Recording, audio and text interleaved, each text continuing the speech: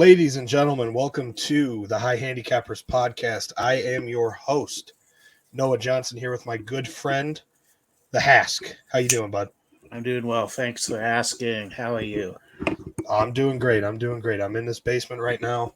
We're finally recording this podcast, and we're gonna see where this takes us. It's kind of just maybe a test episode. Maybe we release it as episode 1. Who knows? But we're just gonna see where this takes us, and we're gonna kind of do our thing.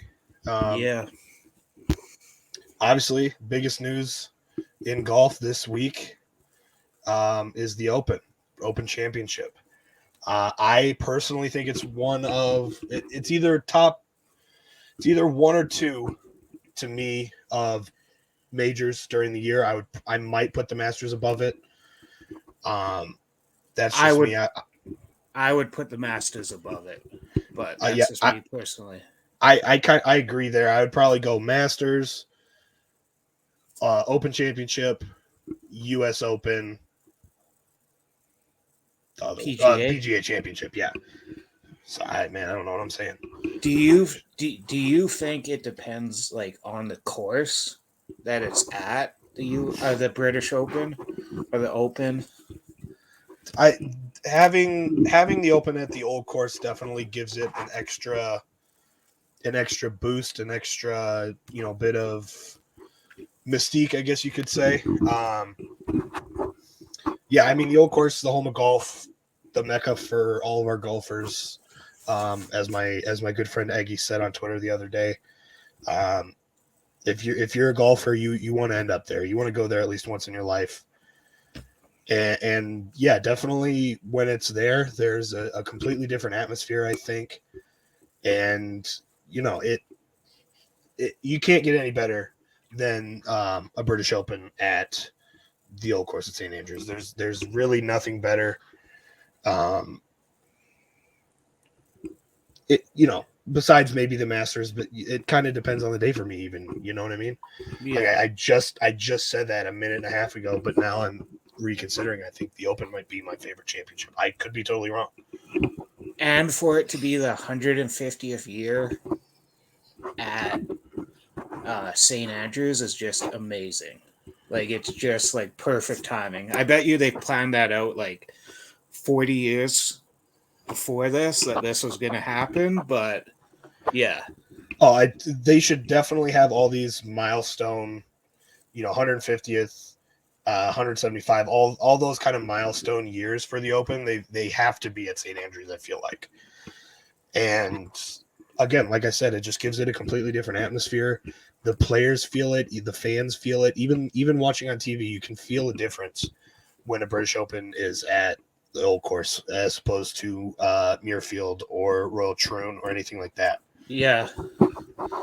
And I think it's been host. I thought I saw 30 times. 30 times, I believe. That feels low. It does feel low. I thought it was higher. But yeah, 30 times. I mean, that's obviously in golf. That's besides your Augustas, your TPC Sawgrass. That's a lot of times to have the tournament at the same venue. But St. Andrews is different. I think it could be there every year, and I don't think it would lose any sort of prestige or anything like that. Obviously, they have other courses there, in the rotation that are historical as well. That mean a lot to people, golfers, the players, fans, all the, Yeah. But there is something different about St. Andrews that it like I said, it's the home of golf. You can't get any better. And it's 600 years old. They've been playing golf there for 600 years. You think of that's twice as old as the U.S. It's crazy how old that whole area is. Yeah, I mean, it's basically ancient history at this point. Yeah. But we're still, we still have a connection to them somehow through the game. This is so corny and cheesy.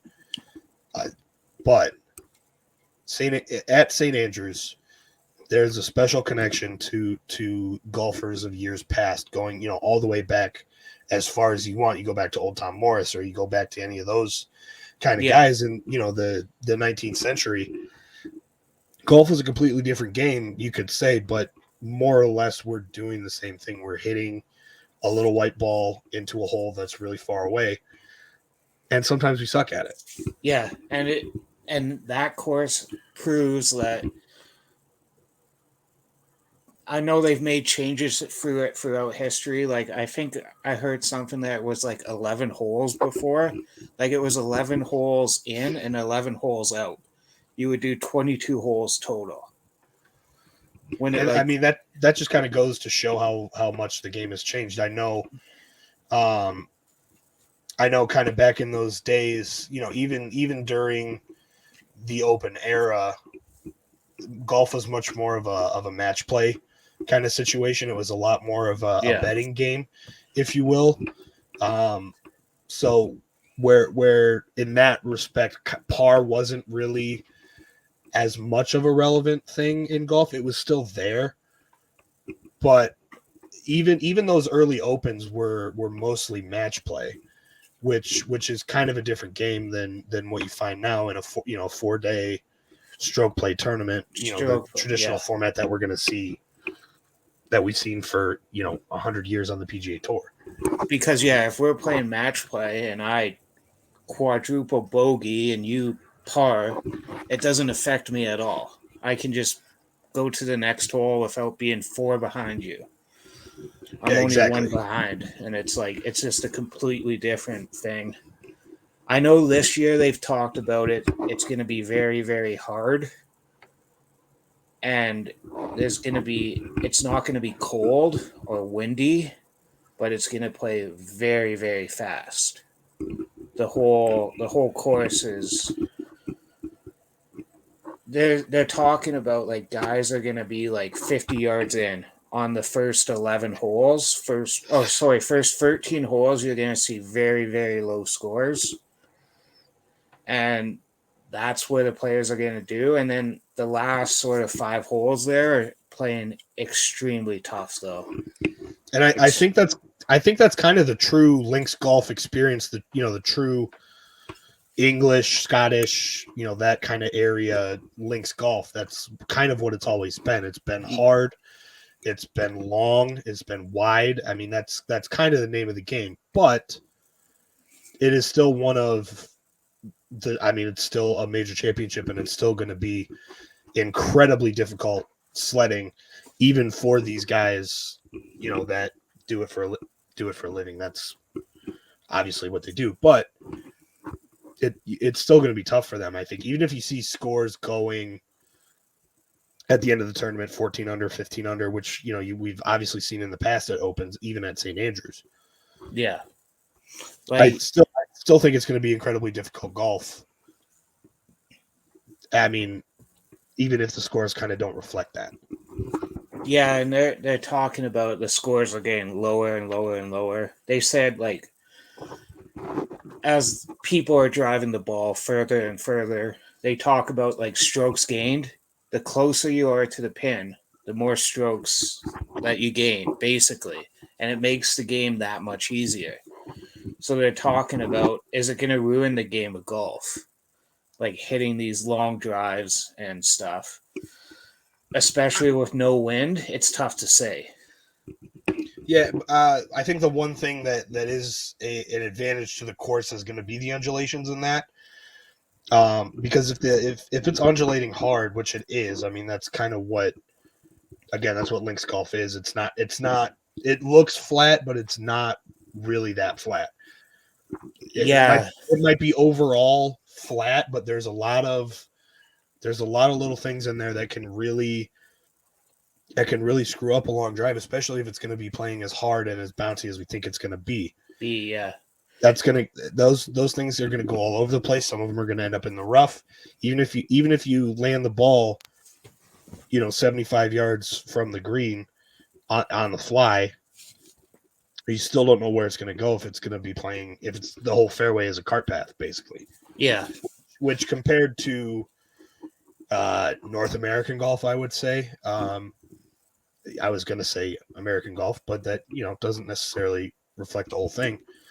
North American golf that you don't find that very much. Not unless you're in, unless you're in the, the desert. That's where you find those really hard pan, Yeah. really really hard, really bouncy fairways. We just don't get that here. It's not something we can, at least I can really comprehend, or at least not something I could work into my game, if that makes sense. Yeah, like where I am, like we do have a lot of links courses like outside of the city and stuff because it is prairie land, so it is very tough when the wind picks up. Like it does affect your shot so much. We don't have the bunkers that they're dealing with. Like those pop bunkers they gotta be hell. They're fucking gnarly, dude. They're I've not. I've never experienced one of those, but I don't know if you have. Dude, we don't get that shit in South Bend, Indiana. Come on. No, I didn't think so. I mean, again, we have some.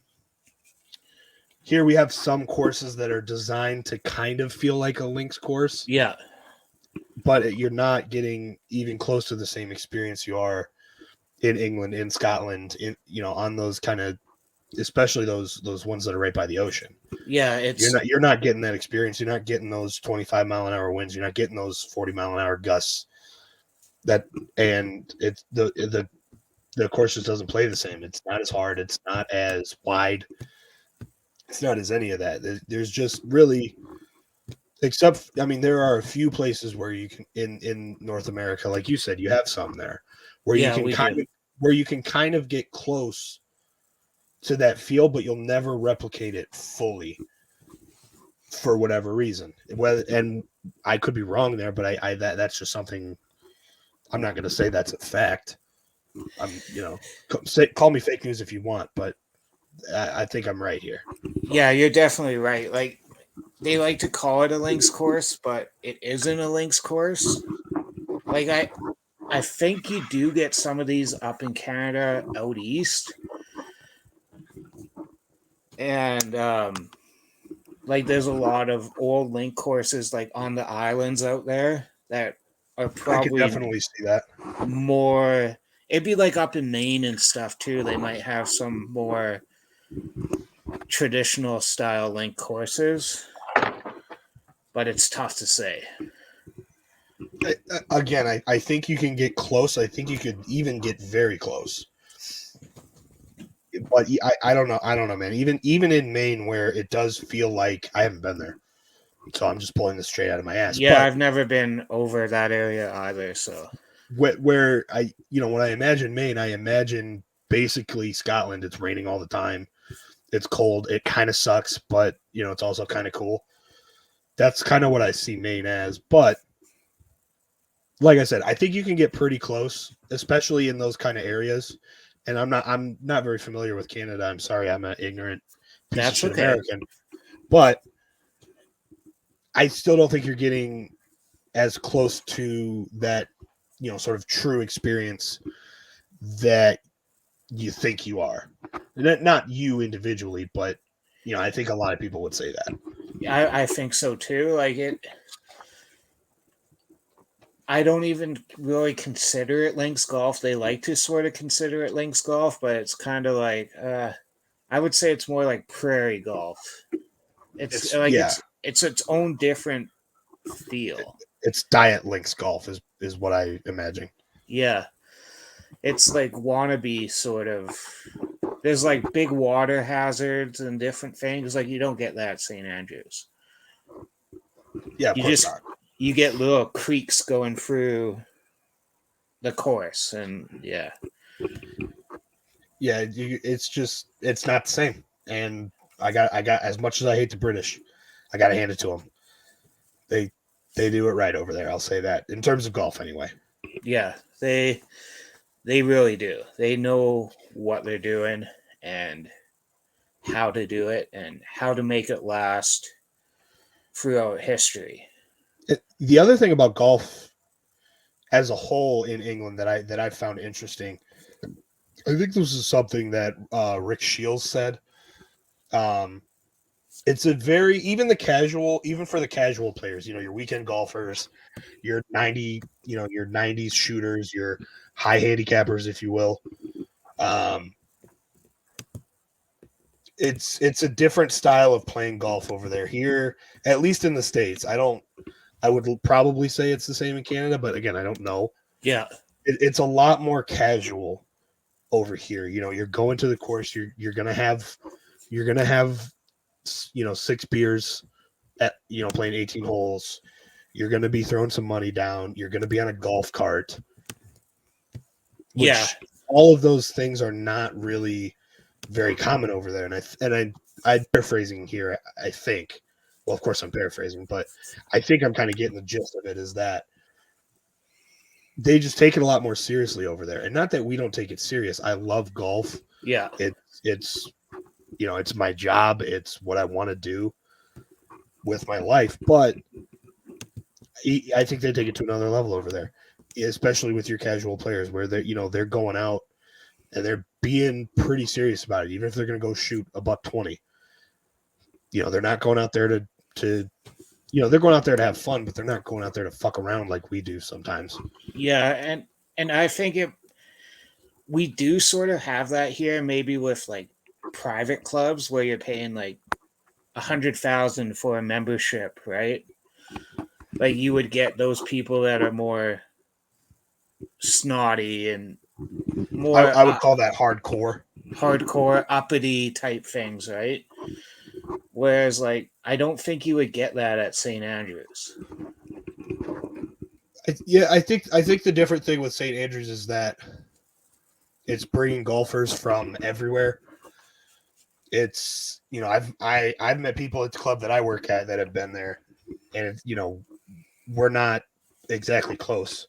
Yeah, They're St. Andrews is destination number one for anyone who likes golf, anyone who loves golf, is they want to go there. I think I said that at the top of the show. yeah, Is that it's the home of golf. This is like the fourth time I've said it. It's the home of golf. It's where everybody wants to end up eventually. I spread my fucking ashes at St. Andrews. I've never been there. I don't care. Fucking put me there for the rest of my life. I don't care. yeah. That's what I want.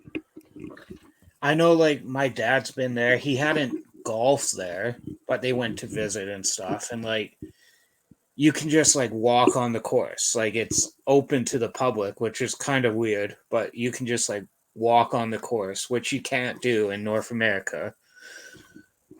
And yeah, because I think isn't the 18th I want to say 18th fairway it's just a public park. That's all. It's just a public park, and it's open to the public, and like the houses and the roads are right there. Like you don't realize how close it is to the city. Like it's right there.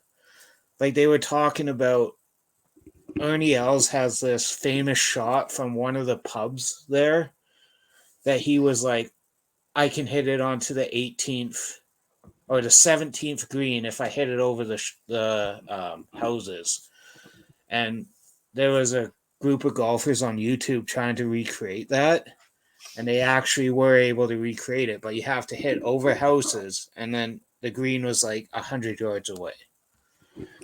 I mean, that's got to be one of the top 10 shots ever. Ever. Yeah. Like I crazy. think that's pretty easy to say. Probably not 8 or 9 or 10. Yeah. Like it's crazy how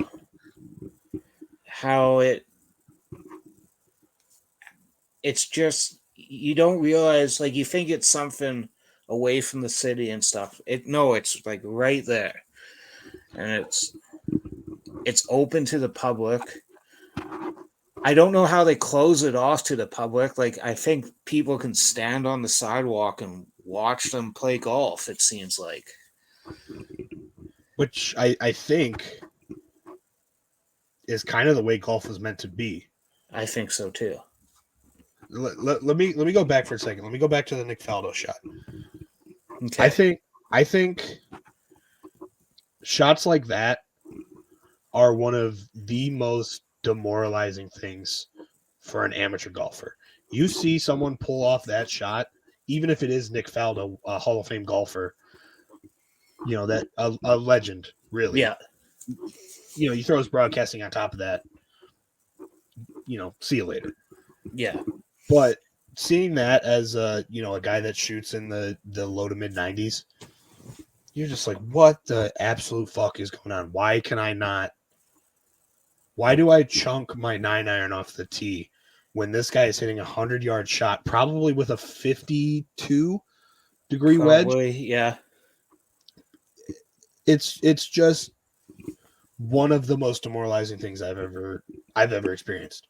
But at the same time, which is a weird thing, it does make you want to be better as well. Yeah. It makes you kind of want to kill yourself a little bit because you'll never be able to do that. But it's also some sort of motivation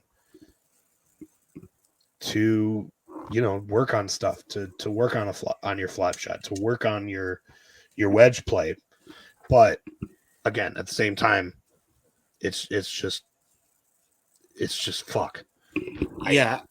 And exactly. And like, it's sometimes nice to see them like shank it like 75 yards into the other fairway. Dude, when JT, I can't remember what tournament it was, but when JT shanked that shot on, it was either in a playoff or on 18. This is recent. I know what you're talking about. Yeah, I can remember. If we're going to be professionals, we got to remember this shit. But we'll get there. We'll get there. We'll get there. But he had still ended up winning the tournament. But still, in that moment, it was one of the most relatable things you've ever seen. I've done that 4 times in a round in the last 3 weeks. Yeah. So it does. It's exactly the opposite of the Faldo situation, where it's like these guys are human too. Even though they're the greatest players in the world, JT is top 25 players in the world. Just example, but. Yeah. It makes you see that they're human too, and that not everyone or nobody hits every shot perfectly every time. There was also a clip of John Rahm that I saw on Instagram recently. I can't remember the exact context, but it was off the tee. It was with an iron. I think it was a par 3. There was water on his right. He was trying to draw it, and it just fell right. Yeah, and you could hear him. I think it was hot mic situation. You could hear him say, "Nice fucking draw, you fucking dumbass mother." Who hasn't said that to themselves at least once? And we all know the famous incident with Justin Thomas calling his ball something we probably shouldn't say on the pod, and again, getting canceled for sponsorships. Yeah, if us high handicappers, shout out, had any sort of sponsorships and people were able to listen to the things we said on the course, we wouldn't have them for more than one round. Are you fucking kidding me? No, we would be. You know how many times I've told a ball to fucking kill itself? Probably 9 times around. Oh yeah, pretty close. You're pretty spot on there. Like it's, yeah, like, and I know I've talked about this with other people too, like the technology of microphones and other things. Like you hear them say everything. Like they'll swear. If you look at football, American football, sorry. Yeah. The way that they can hear the quarterbacks, calling audibles and stuff now is ridiculous, and that's in a very, very loud environment with compared to a golf course, a small stadium. Yeah. With 100,000, 70,000, however many people, you're still able to hear that. On a golf course, that's amplified tenfold, 100-fold of just how accessible what they say is with these kind of microphones that they got. Keep talking. I'm going to get another beer. Okay, I will keep talking and sort of see how things go. Like, for example, I'm just sort of looking at scores of old opens at like Jack won there twice in a row. His first one in 1970. And Shout he out Jack shot Klaus. Jack is the GOAT. -5 in 1970. And this was at the old course.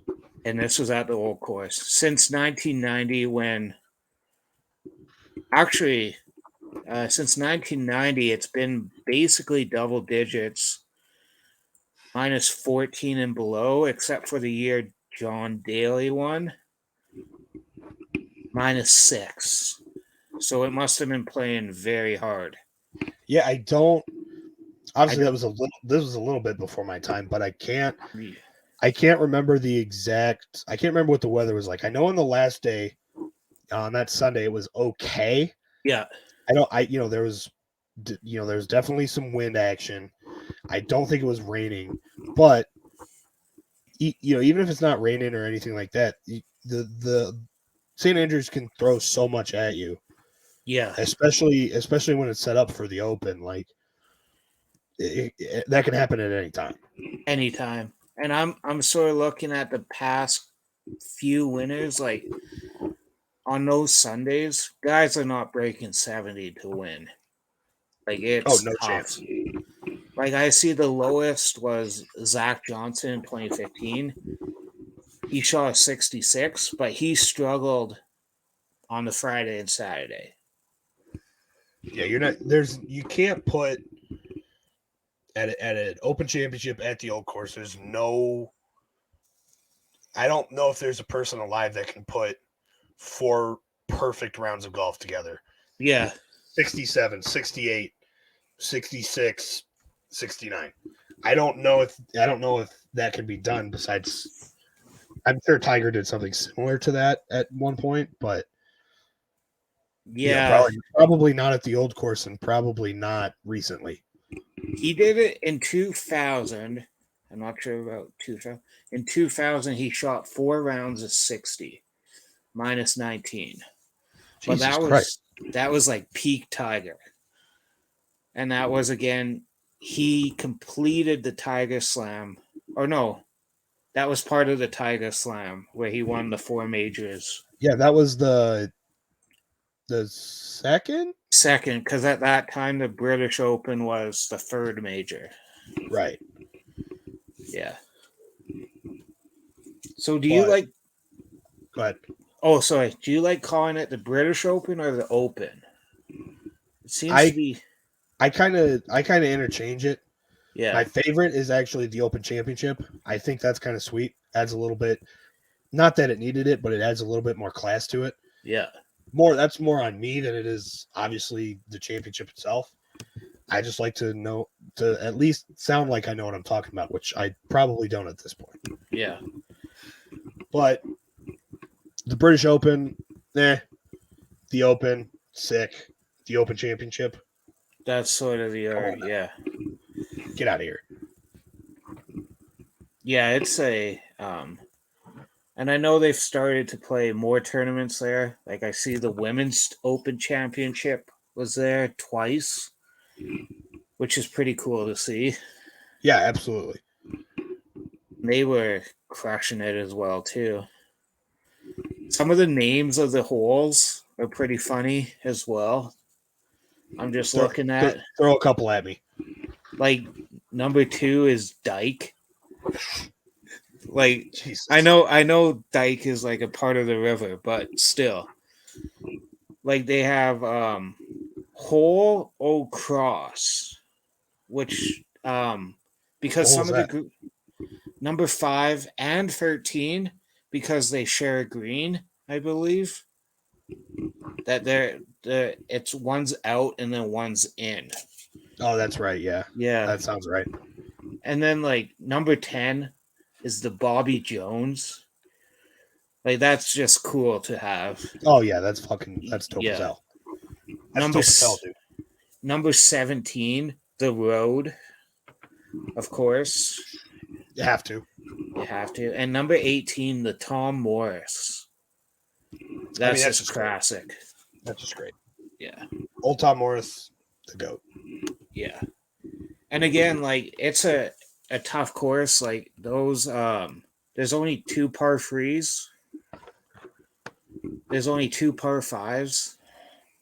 Yeah, it's not an easy course. Let me ask you this. You get kidnapped from your house tomorrow. Okay. They bring your clubs and they dump you on the first tee at St. Andrews. Okay. Let's just say it was last week, so you're not there with all the players and all that stuff. Okay, yeah.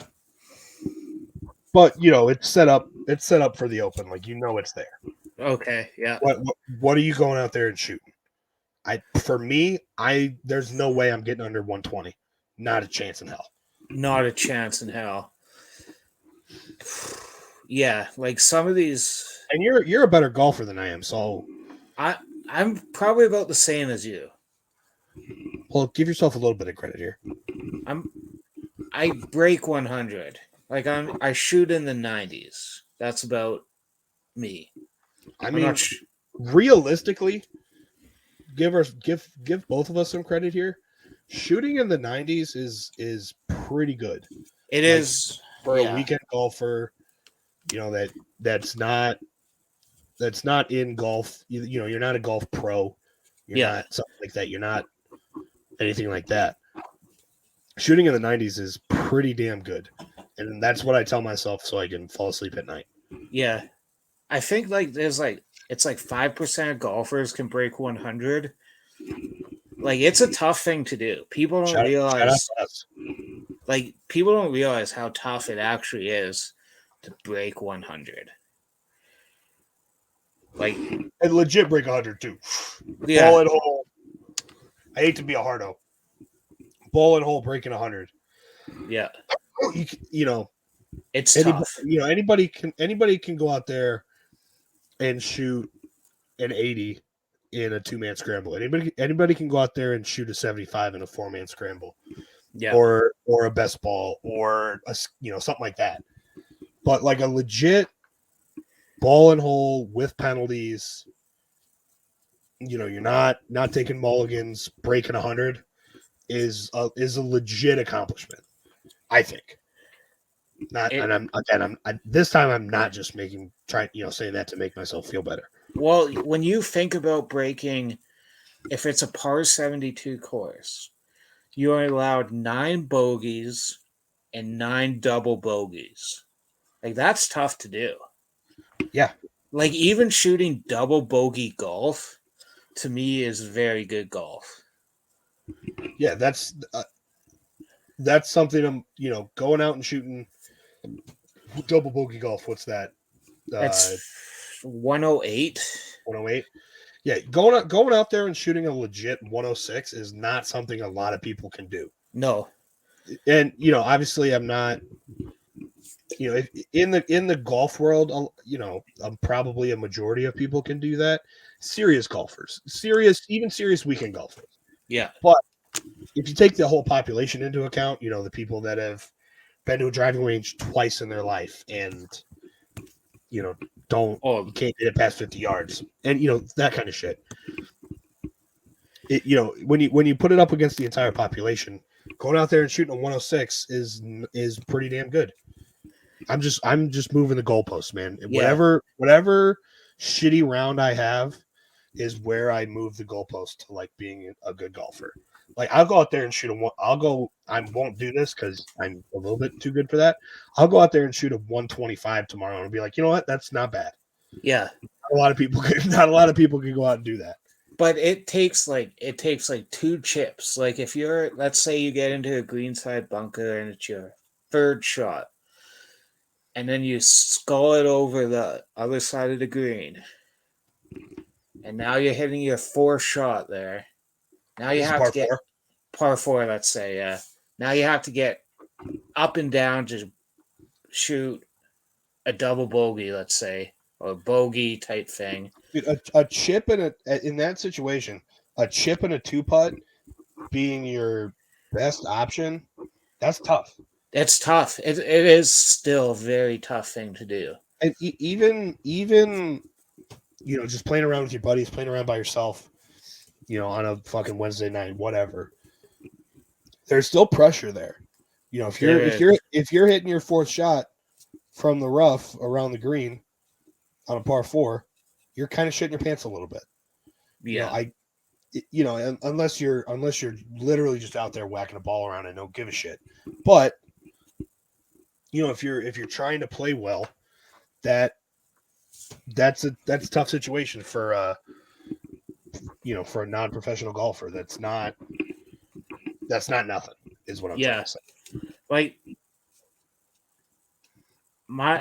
I haven't been able to hit my driver, freeward, hybrid all year.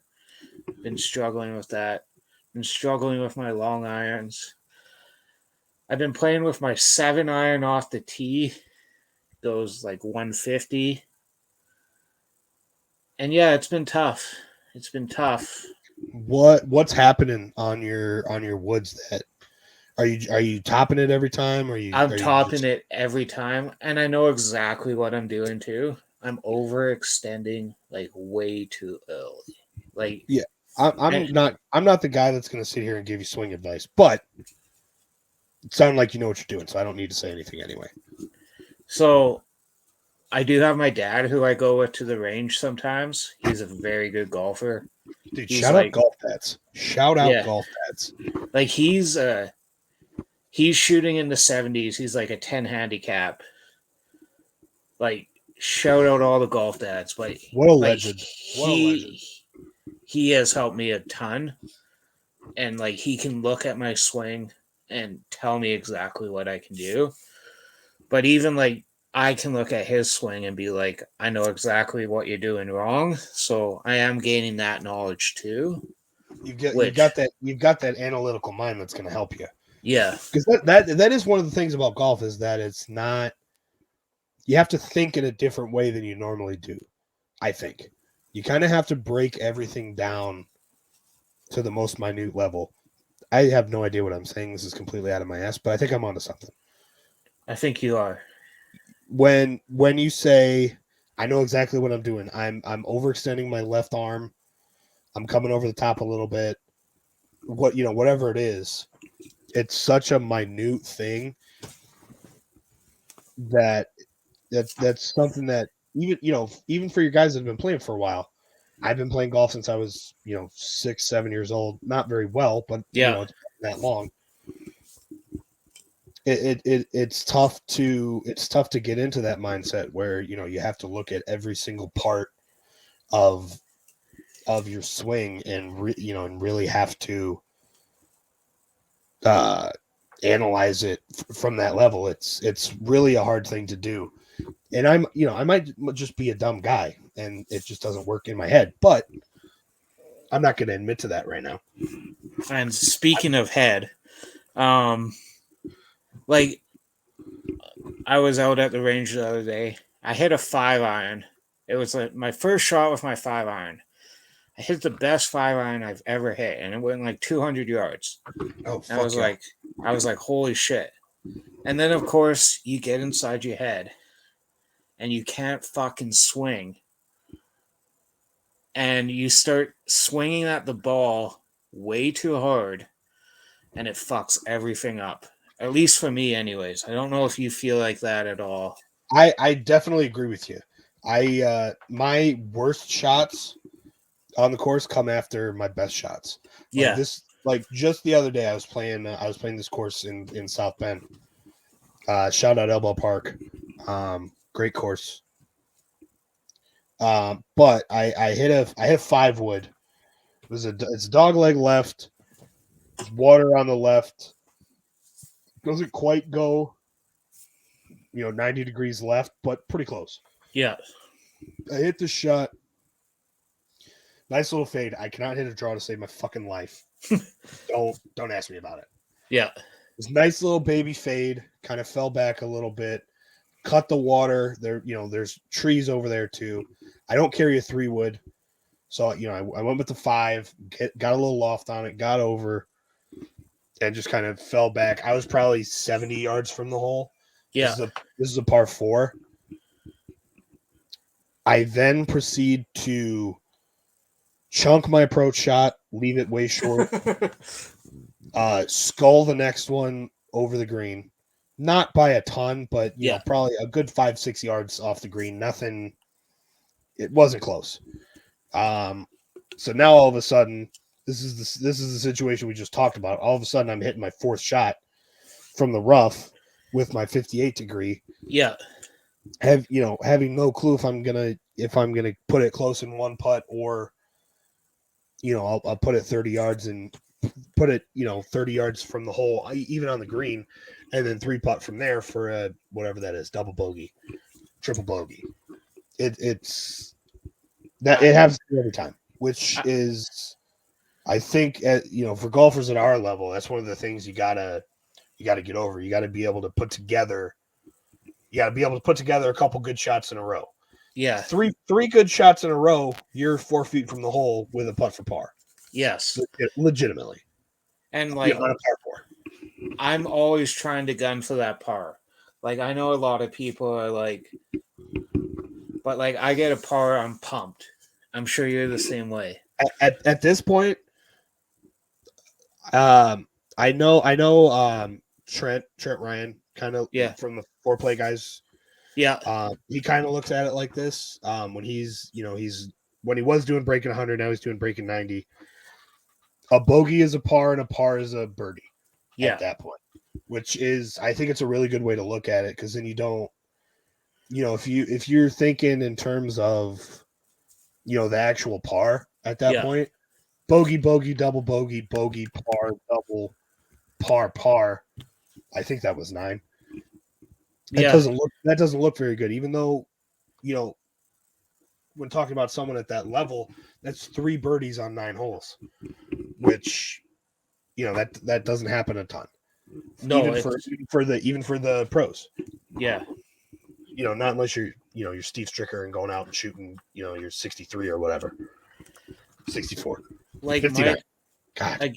Again, shout out golf dads. Like, my dad, very, very, very good golfer.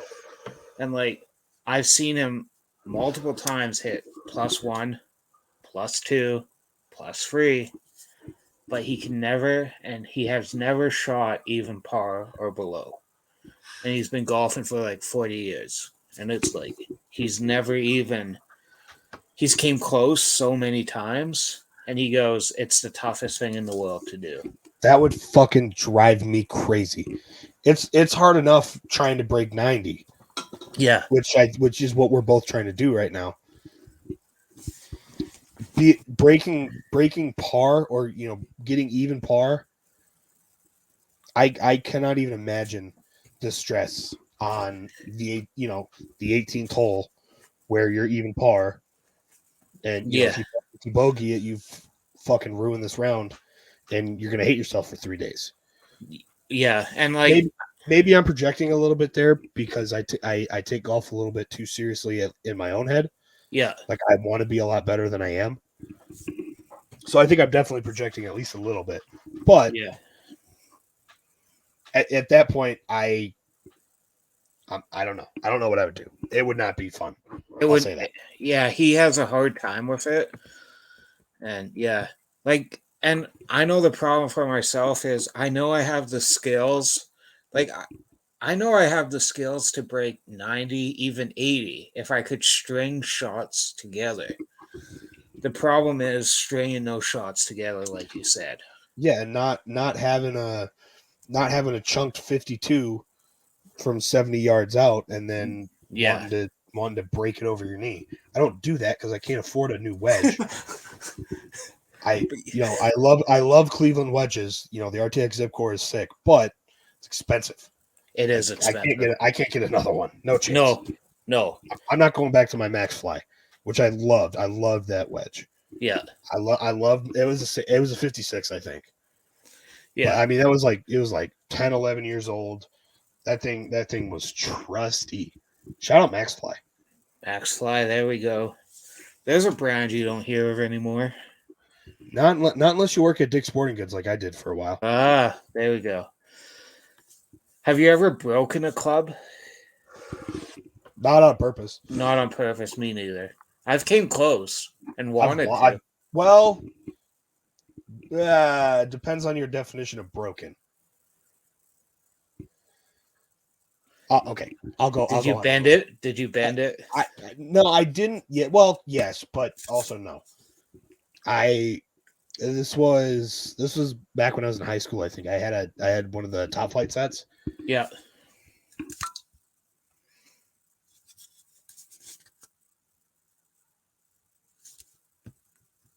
Did it cut out? I think you muted yourself. Can you hear me now? Yeah, I can hear you now. God damn it. That's okay. 45 minutes with no technical difficulties. Then my dumbass has to unplug my mic. All good. All good. Anyway, what was I talking about? Breaking clubs. Oh, yeah. High school. High school had a Top Flight set. 8-iron. I didn't hit it that far then. I think it was like probably 150 out with an 8-iron. This might be the worst golf shot I've ever hit in my life. I don't remember exactly what it did. I just remember it was bad. It was bad news, dude. I might have just missed it completely. I might have went right into the ground and was one of those little top spinners that went 8 yards. Yeah. I slammed that thing on the ground, hit a tree root. That thing was bent immediately. Yeah. I tried to bend it back unsuccessfully, I might add. Yeah. But I mean, that's the only time I've ever come even remotely close to breaking a club, even not on purpose. Again, I can't afford new clubs, dude. They're expensive. They're expensive. I have one more question for you, just about personal golf, and then we'll get into some other stuff. Do you think there's an elephant in the room that we need to address, but we'll get to it in a second. Okay.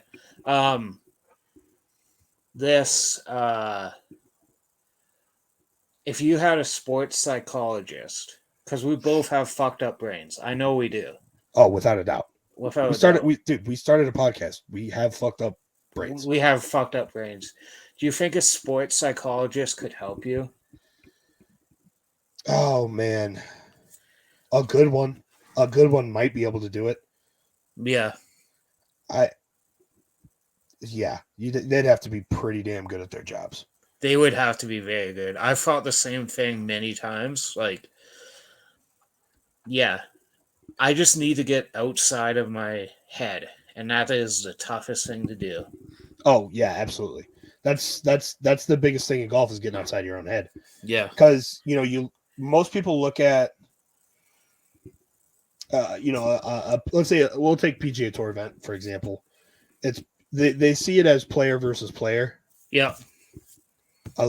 More serious golfers see it as more serious golf fans, I should say, see it as the players versus the course. Yeah. Real golfers know it's the golfer versus that same golfer. Yes, that is the you're playing against yourself. You're playing against your own brain. You're moving your body in a way that it shouldn't be moved, and you have to force it to do that. Yeah. And that's what it comes down to, is that it's you versus you on a course, not you versus the course or you versus other players. Yeah. And again, I might be projecting a little bit because we have, as we said, fucked up brains. And that might just be me being an asshole, but I think I'm onto something there. Yeah. And I've said that a lot this podcast. I am just an extremely smart guy. Very humble as well. I just want to say that. Just wanted to throw that out there. I was thinking very autistic, but yeah, that works too. You're not wrong. This sort of leads into the next question. I don't know if you've seen that 30 for 30 on Greg Norman. I have not. Honestly, not Okay. super interested. Well, Not not super. okay.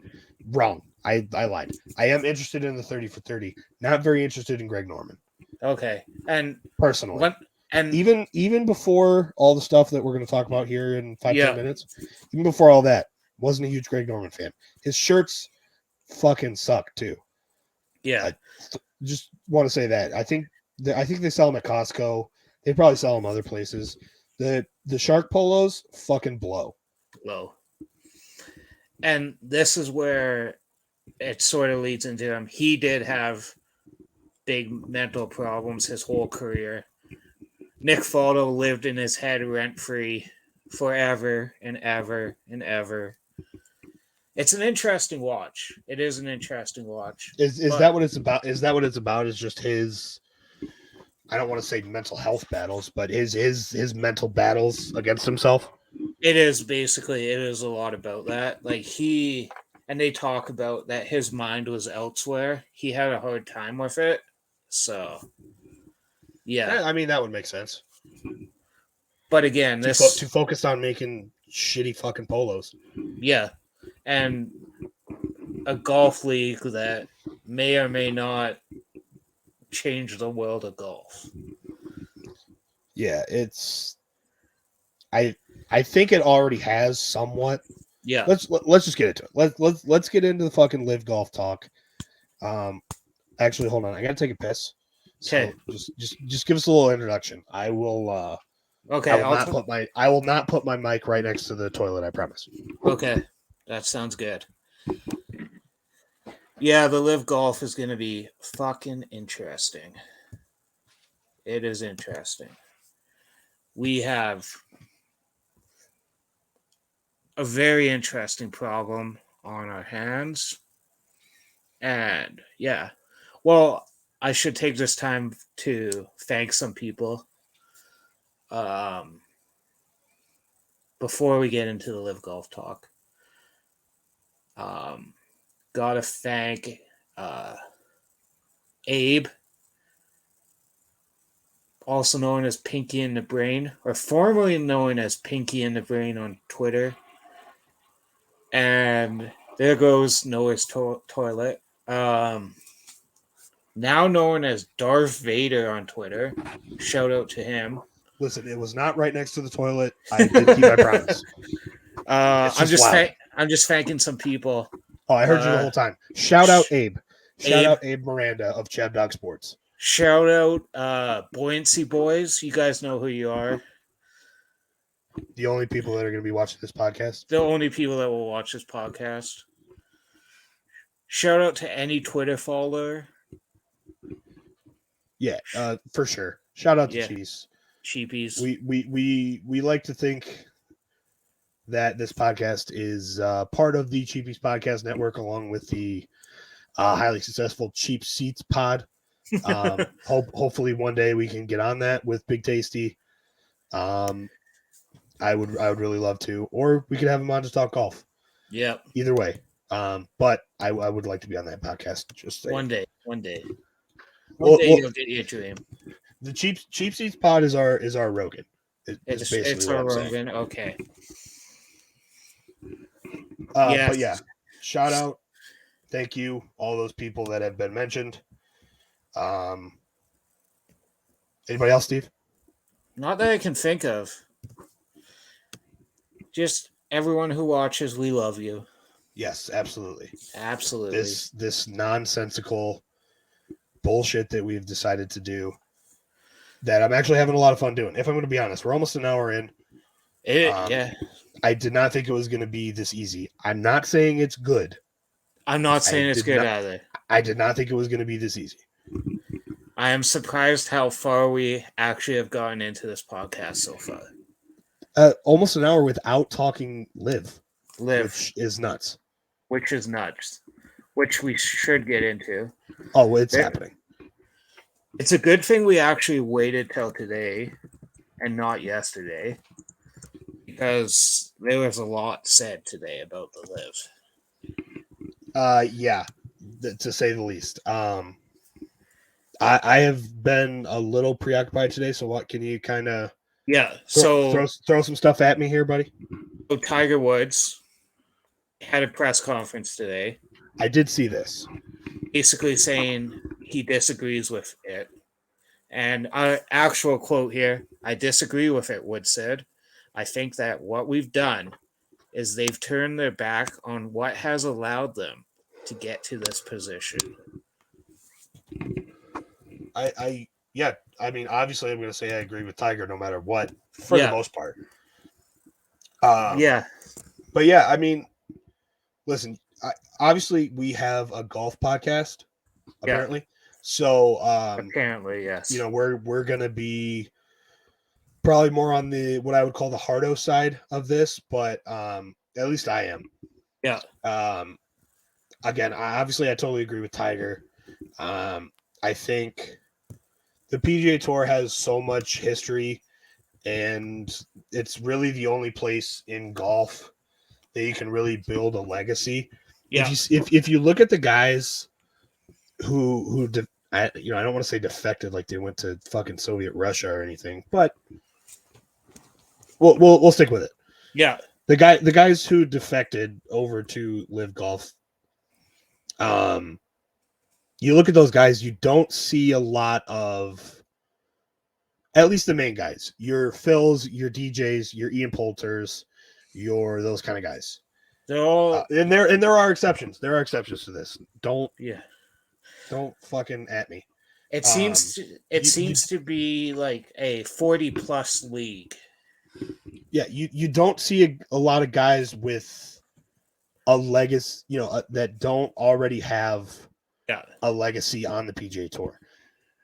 But the big ones, obviously there was a lot more room for Brooks to grow, I think, on the PGA Tour. I think he sticks with it. He gets that putter going again. He's got 2-3 more majors in him. I don't think that's the case anymore. I don't think so. I don't.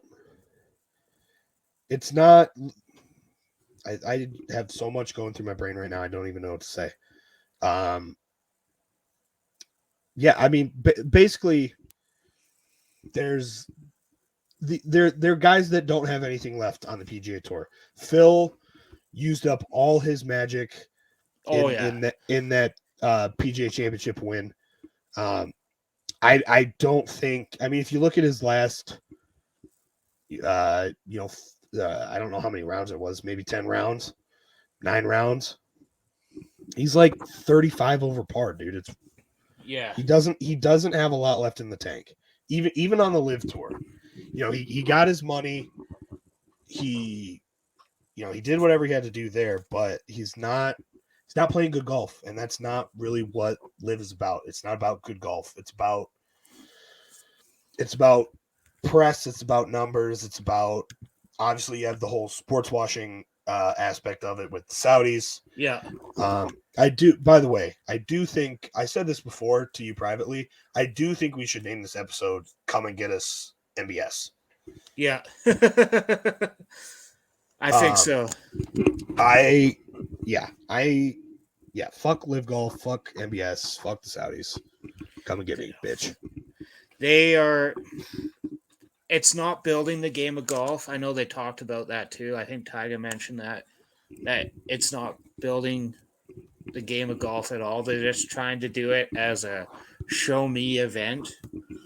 If there's one way you could argue that they did change the game of golf, is that they got they kind of helped increase purse money, right? Only after this happened, the PGA added their super championships or whatever it's called. There's I can't remember what it's called. There's select events or fucking whatever. Who cares? Yeah. Where they up the prize money. There's one a month. And that's gonna help. That's gonna help your top guys get paid more, which obviously is a good thing for them. I don't know if it really matters to the fan. I don't know if it should matter to the fan.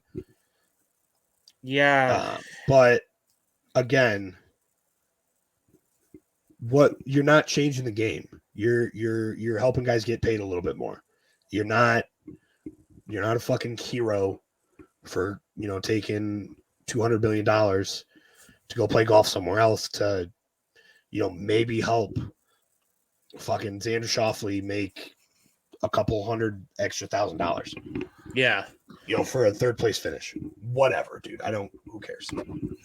Yeah, and actually, I don't know if you've known this.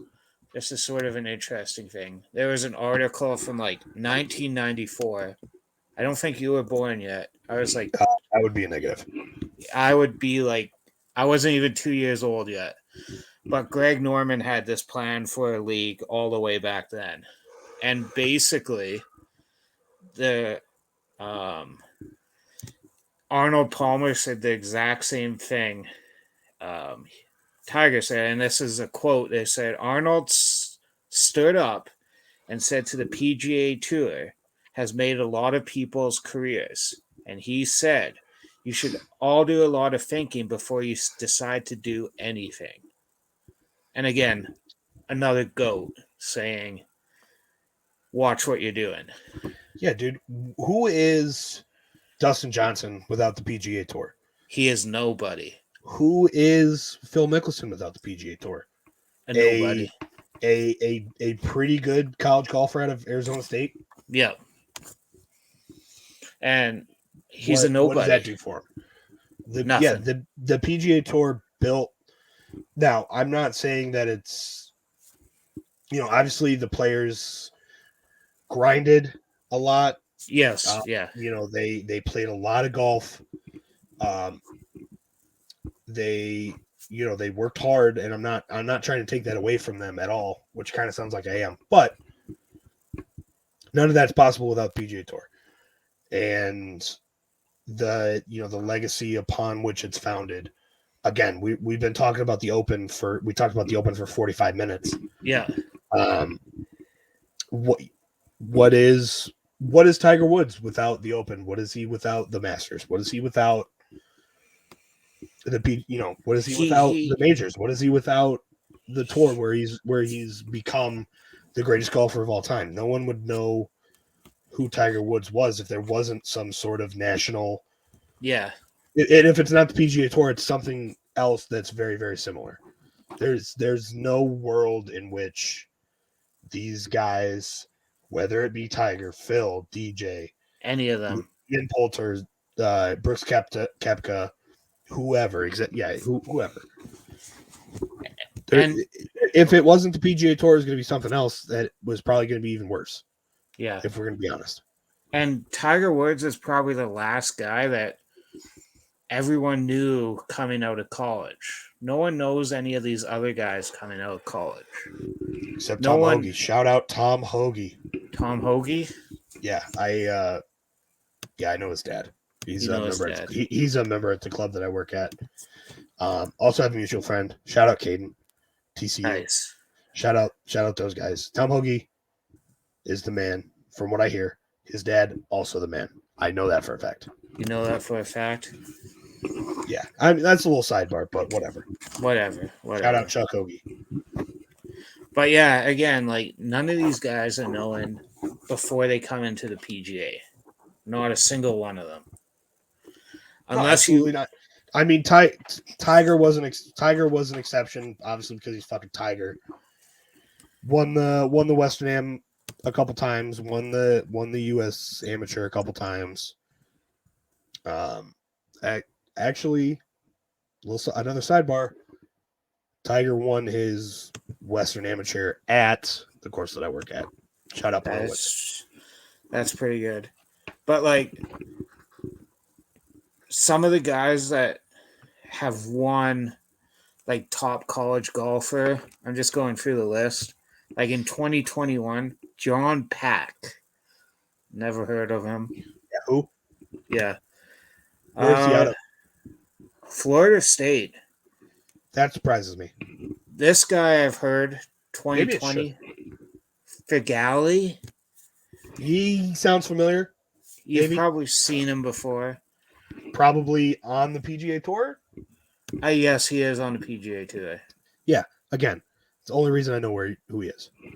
Another one of those defectors to the Soviet Union, 2019, Matthew Wolff. Oh, that makes me sad. I like Matthew Wolff. Yeah. There But was a couple guys, I'll be honest, that when they decided to go over there, that it really, I'm not going to say it affected me, but it hurt a little bit. yeah, Brooks was one of them. Obviously, Phil was one of the first, but that one kind of stung a little bit. I was always a big Phil guy. Matthew Wolff was another one. There's not a whole lot of other ones. Just Dustin Johnson was just a shock. it was a shock. Yeah, and I'm ashamed to share the last name with him, even if he does have a super hot wife. Super doesn't hot. have anything to do with it. Just saying. Yeah, I mean, for him it was just a shock, but there those guys, those three guys mainly, kind of stung a little bit when they left. It was yeah. I feel the same way. It sucked that they had to go, but yeah, they're gonna do what they're gonna do, and they're gonna go get all that money, and I'm here in a basement talking about it. So yeah, I would take the money too, right. most likely. So 100%. Listen, anything I say here, that goes against the Saudi royal family or MBS himself, I'm sorry. Like, I did not mean any of it. Please give me hundreds of millions of dollars to come play on your golf tour. Yeah. I in a minute, I'll become a citizen of Saudi Arabia, dude. I don't care. I'll renounce my U.S. citizenship. Give me $200 million. Yeah. And I know they offered Tiger like an insane amount of money. I think it was anywhere between $500 and $900 million. Yeah, like that guy is worth, like, if they gave Phil, let's say, $200 million. I think that was the number, right? I think Tiger is worth 5 times that. Probably. So $1 billion. Like, if they gave him $1 billion, no one would be shocked. No, but I think Tiger. Well, I know Tiger is smart enough to know that even taking that much, he has the biggest legacy to protect on that the PGA Tour has ever had. Yeah. There's a couple guys, him, Jack, Arnold, who else? That they're the three of those guys are the biggest figures ever in professional golf. Yeah. And even if it was $1 billion, I think Tiger's smart enough to know that going over to the LIV Tour is gonna ruin that. And there was no doubt in my mind that Tiger was ever going anywhere. No. There's no chance. There was never any chance. But it was still something that stuck in the back of my mind, especially when that story came out about how much they offered him. Yeah. That, what if he did? Where would golf be? That's the only way. If the LIV Tour was somehow able to get Tiger for $1 billion, $1.5 billion, however much it is, that would be the only thing that would legitimately destroy the PGA Tour. Oh, it would kill them. 100%. And that's the only thing that could happen. If you really, really want to strike a death blow to the PGA Tour, either get Tiger to play on your tour or kill him. Yeah. Which I don't think MBS is above that. No. Again, I'm sorry. Please give me money to play on your golf tour. Yeah. But yeah. Tiger's also a Navy SEAL and a Patriot, so there is actually no way that he would ever go. So 100%. Yeah. He's a dog, bro. American dog.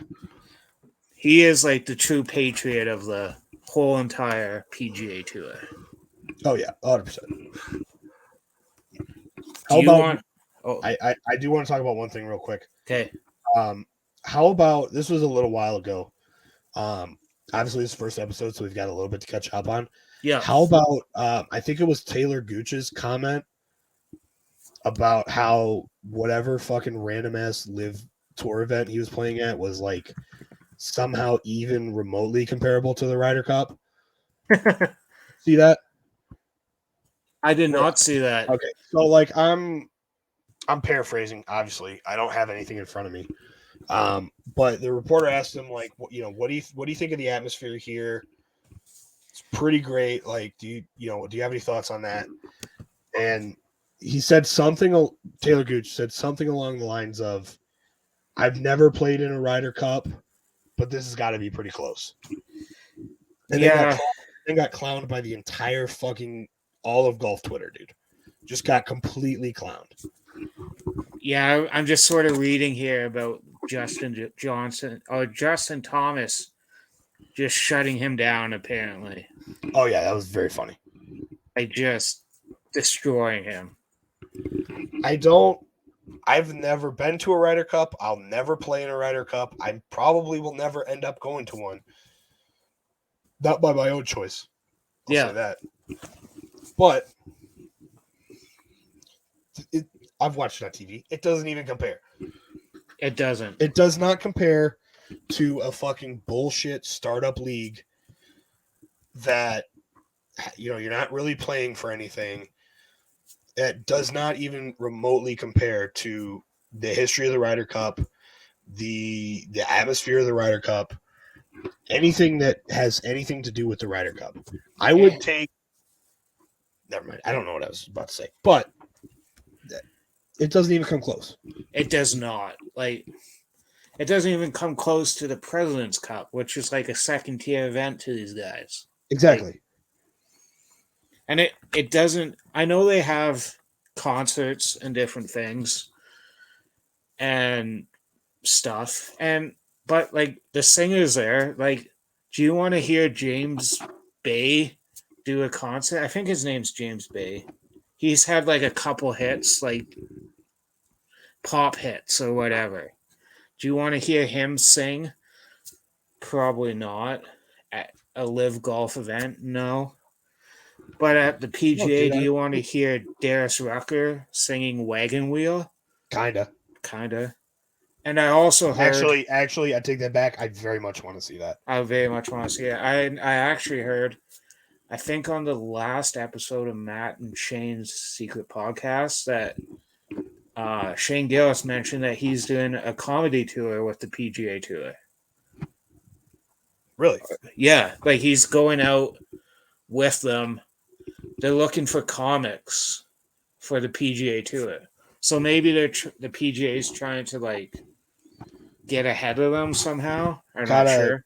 Got to young it up a little bit, They're trying to like, yeah. And I know the concert series that the PGA have are usually very good concerts. Like, I know at the Phoenix Open, it's like a 5-day music festival of the best of the best. Yeah, dude, like, how can you compete with that? Exactly. Give me Darius Rucker singing Hootie and Wagon Wheel. That's all I need. You could have him do it at every single concert series event. I don't give a shit. Yeah. He can play the same songs every time. Don't care.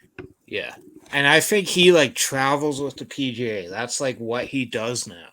He just like goes to all these concerts and that's what he does. Dude, good. It would be awesome to see. Yeah. I mean, that's coming from a Darius Rucker fan, I'll be honest. Yeah. But still, yeah. He is, yeah, he's the guy you want to go see. Yeah, not James Bay, whoever the fuck that is. Yeah. I'll show you one of his songs. No disrespect, Jimbo, but yeah, fuck you. It's very pop. It's like your mom's pop music. All right, not really interested in that. No, so we should move on to U.S. Open picks, or not U.S. Open. Come on now. I ruined it. That's okay. The Open Championship. Oh, that's what I'm fucking talking about. The Open Championship. Who do you like? Right off the bat, this is a chalk pick. Will Zalatoris top 10. Will Zalatoris top 10. I don't know what the odds are. I don't have it in front of me. Let me open up my Barstool Sportsbook. Shout out.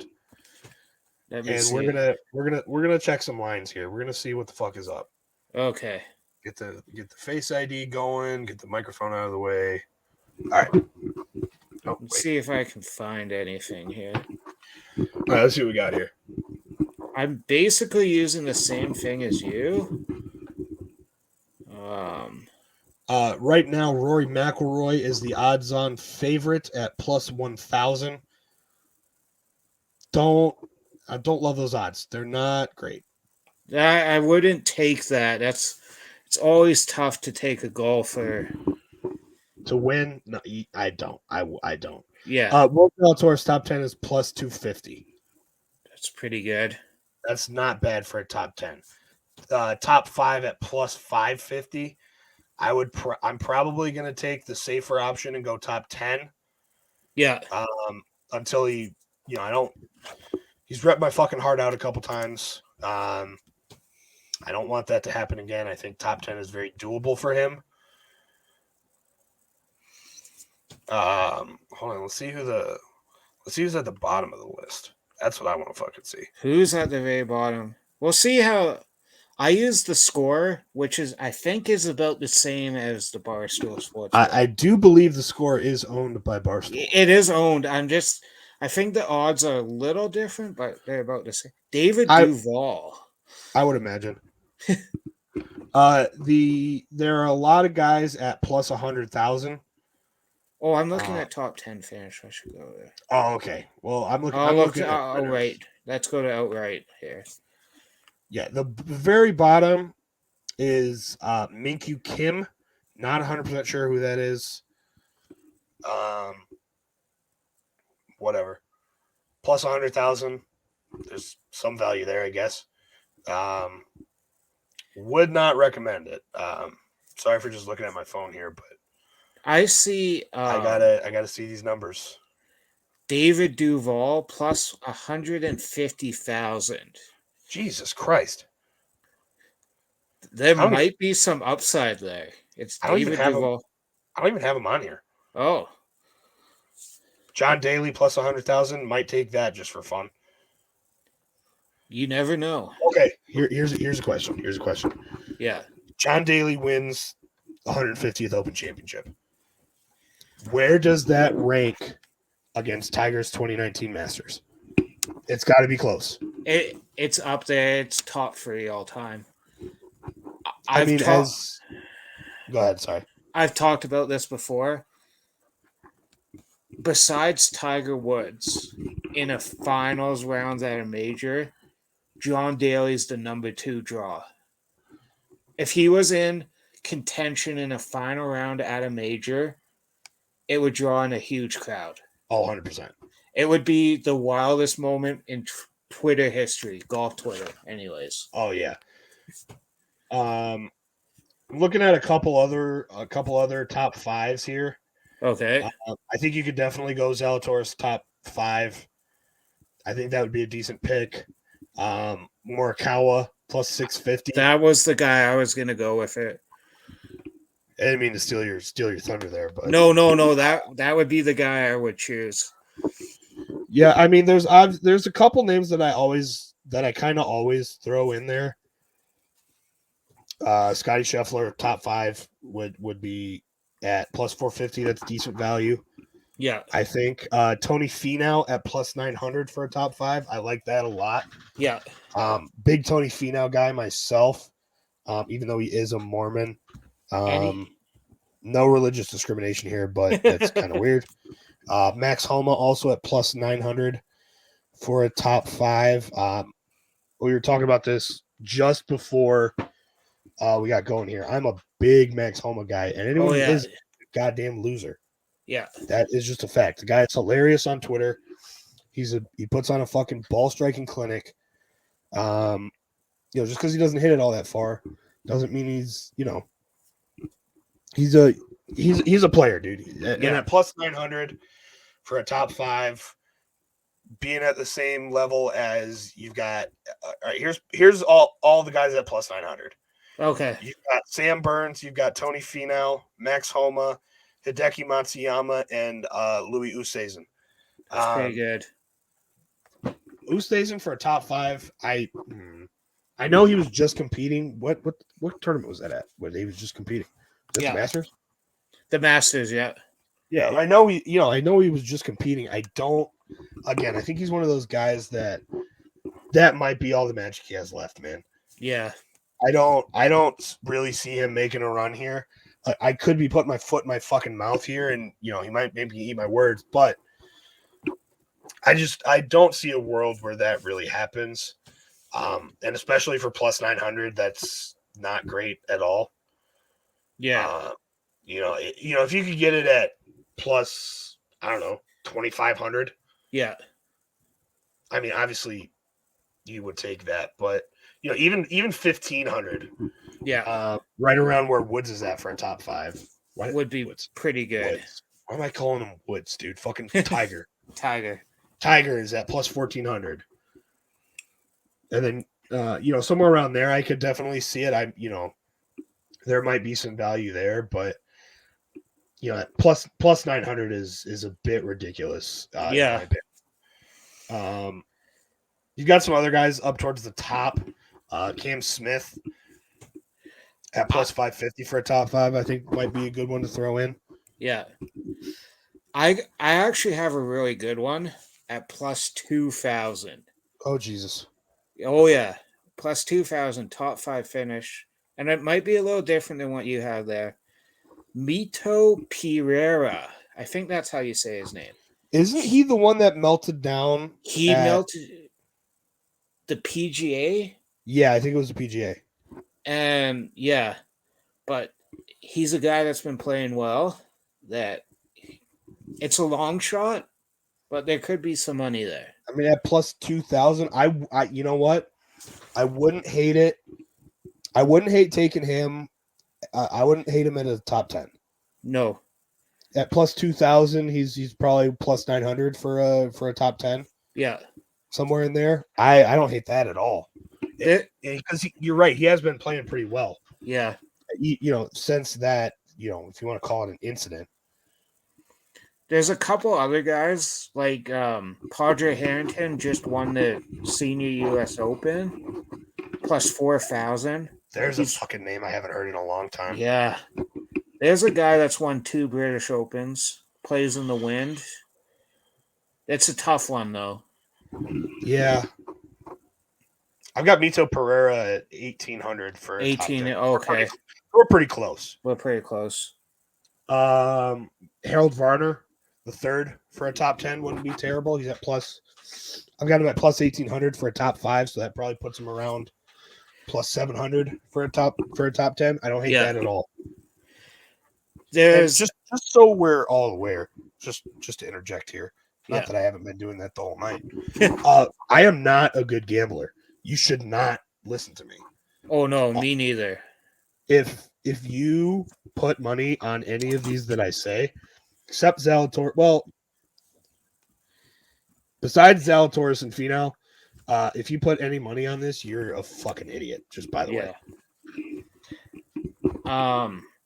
Another strategy I have, and I've talked about this in my personal life a lot, is to bet a Canadian finishes in the top 10. A Canadian. So you got a couple guys here that you could choose from.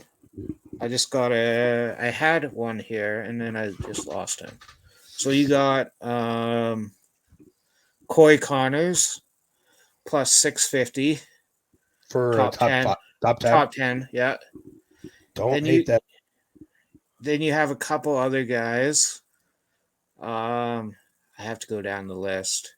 Well, you guys just want to get back at Mother England, or what's going on? Yeah, basically. Mackenzie Hughes. You know what? I don't. What's he at? Plus 2,500. For a top 10? Top 10.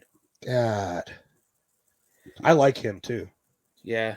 If you look at leaderboards of past tournaments, there's always a Canadian in the top 10. Especially if you 100%. go first round top 10, always a Canadian. Always. I know at we had some Canadians finish high at the US Open, for example. Adam Hadwin finished tied 7th. Like they're always up there. They're always up there. I have a lot of national pride to these guys. So yeah. Yeah. I do want to say something real quick. Yeah. I am on the Barstool Sportsbook, as I said. And you can bet on nationality. Oh, So you can bet the top Asian player. You can bet the top British and Irish player. Top European, top Irish, top South African player. Yeah. Okay. Oosthuizen plus 250. Don't hate that. That's pretty good. Plus 1,400 for an Australian to win it. There's nothing on there for Canadians, unfortunately. No Canadian. I think Dave Portnoy might hate Canadians for some reason. I'm not sure why. Might. But yeah, these. Well, no, keep going. I just got to go off screen for a second. Okay. But yeah, you bet on these Canadians, and it just seems like they're always up there. There's always one battling somewhere. I mean, at a certain point, it might be worth just fucking firing them all. Yeah. For a low unit number and just seeing what happens. Yeah. Because, I mean, the odds, if you put, I don't know, half a unit on them, maybe quarter of a unit on all the Canadians getting the top 10, you probably make your money back at least if one of them hits. Yeah. And, if what you say is true, my friend, then I might have to do it. It's a tough thing. Like, I'm trying to look to see. I was trying to find any other Canadians. It looks like there's only the two. Like, I don't see Graham DeLatte just retired. And Adam Hadwin, I do not see. So maybe he didn't qualify. Looks like it's only two Canadians. All right, well, that's less exciting. Yeah, it's not as exciting. That's probably why they don't have it on, because usually they do. That would make sense. Yeah. Canadian. But half a unit on each of them, even for a top 25. Yeah. You're getting it at probably plus 250, plus 300, maybe plus 200. I don't know. I'm not a fucking bookmaker. Yeah. Unless you find her. Come on now. But again, don't fucking take my gambling advice because I suck. But that might be something that's worth it. Yeah, it is. These guys play well, so yeah. I was gonna say they're fucking serious players too. Both these guys. Yeah. I'm trying to see. I don't see. I was trying to even find a list of golfers there, but I think it's just the two of them. So that's all right. Yeah, but I think you might be onto something there because you're right. Whenever I even at regular tournaments, whatever you want to say, Canadians are always in the mix, dude. They're always up there. One of them is always up there in top 10. Yeah, at least one of them. And again, well, not again, but in those other tour events, you get a lot more Canadian players, obviously, with only two. Yeah, with only two in the field, that might make it a little tough. But if there was 4 or 5 of them, I would definitely fire off quarter of a unit at each of them. Yeah, for a top 25, for a top 10. Like I'll just give you some examples, quick examples here. John Deere Classic, Michael Glitchick, finished tied top 10. Barbosa Championship. That would be Barbasol. Come on, I'm butchered names all the time. Okay. Adam Sevenson. He finished 6th place. So these are the last two PGA events. The precedent is there. It is there.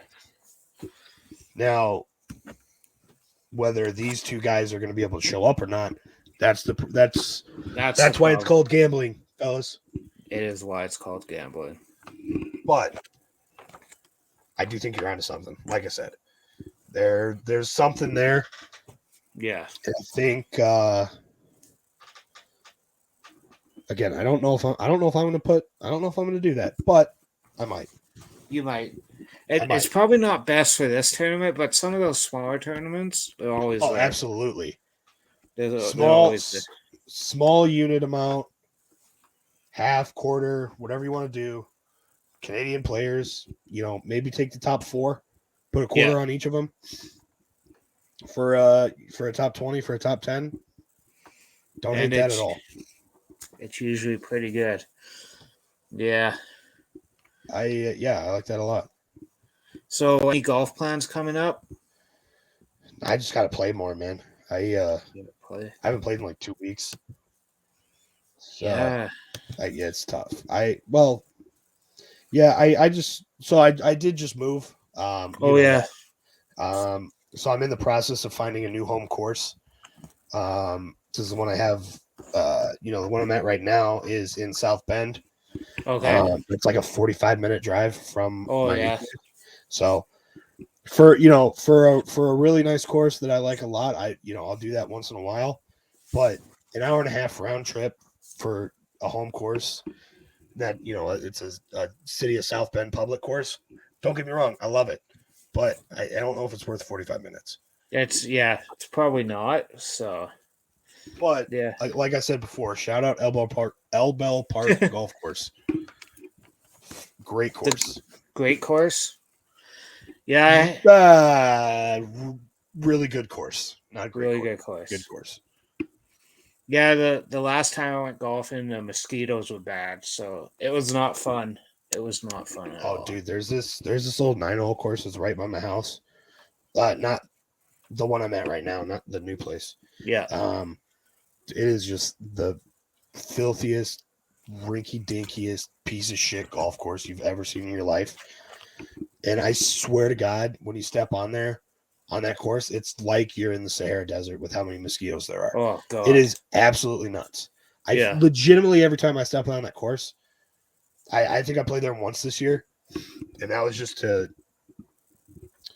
as I say, just to go smack the ball around a little bit where you're not really keeping score. You're kind of just fucking around. Yeah. But you're still mostly playing golf. But yeah, it is ridiculous. When I was playing there all the time, because it was just really close and I wasn't as good as I am now. Yeah.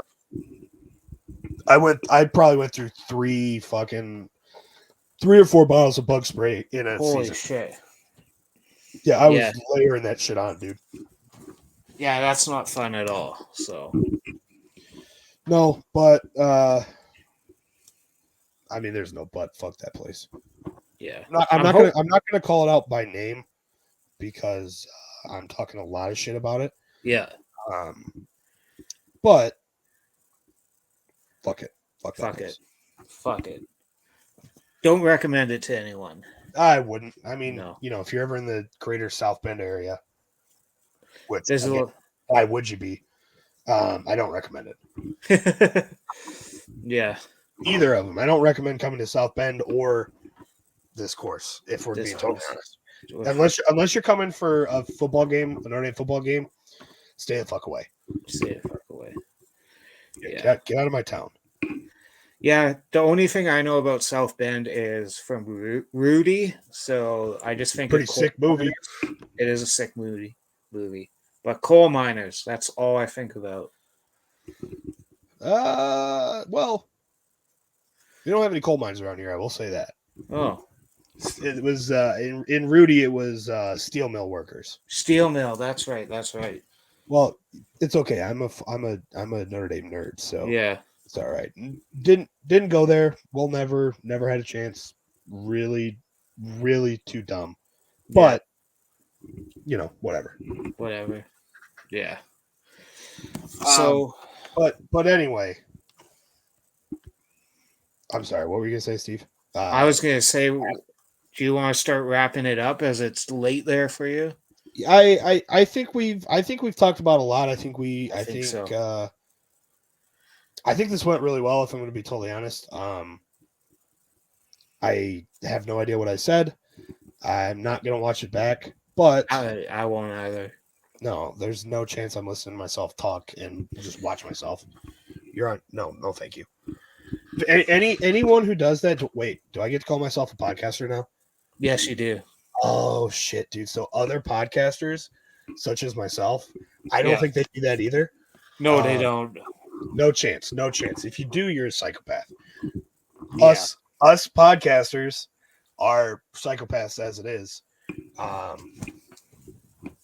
Yeah. But, I mean, you gotta be legitimately crazy to watch yourself on video, and especially listen to yourself with headphones in. No, thank you. Oh. Yeah. No, it's tough. It's tough. And this thing is no editing so far. So all of our especially my bullshit little tangents and I said probably about 1,000 times. It's staying in there. It will all stay in there. Shut up.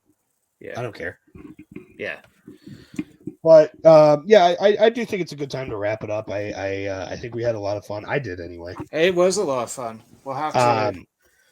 That we were talking before this, and we were really concerned with just getting to an hour. How are we going to be able to talk for that long? Yeah. Here we are at almost an hour and 40 minutes. Like it was nothing. It's Like it was 12. nothing. It's 12:15 in the morning here. I am wide awake. Yeah. Wide awake. So it may be a little different when we're not doing major coverage. Major coverage and stuff, but we do have a lot of stuff coming up with like the FedEx Cup and LIV Golf stuff that we can talk about. So yeah, and realistically, LIV Golf is going to be in the news every week. Every week. Yeah. Even if it's just me saying how much I hate it, or let's just Fuck talk about how much it Saudis. sucks. Yeah, fuck the Saudis, dude. But again, I'm sorry. Give me money to play on your golf tour.